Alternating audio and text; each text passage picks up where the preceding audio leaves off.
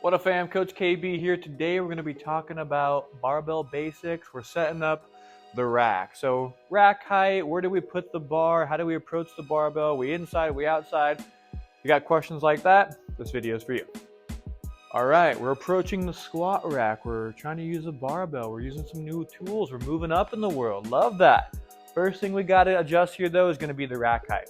And what I mean by that is we got these little hooks on the side of the rack. So in general, we want to err on the side of having the rack too low rather than too high. You really don't want to be on your tippy toes as you re-rack the barbell.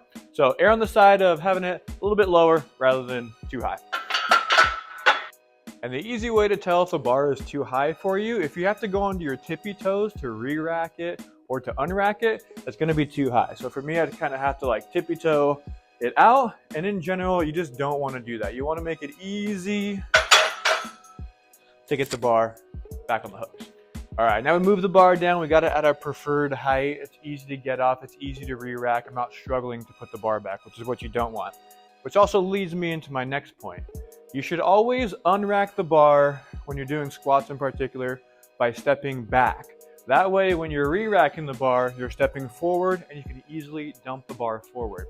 I see a lot of people where they'll start facing away from the barbell, they'll unrack the bar, and then they have to put the bar back by stepping back and re-racking it. That's a recipe for disaster. It doesn't happen too often, but I have seen people. So to recap, the 3 tips: squat with the bar in the rack, or use the bar in the rack as much as you can.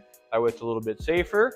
Always have the bar height lower rather than too high. You want it to be easy to return. And you should always exit the squat by stepping back so you can re-rack forward on the way back in. Just make it easy to get the bar back safely on the hooks. Hope that was helpful. See you next time.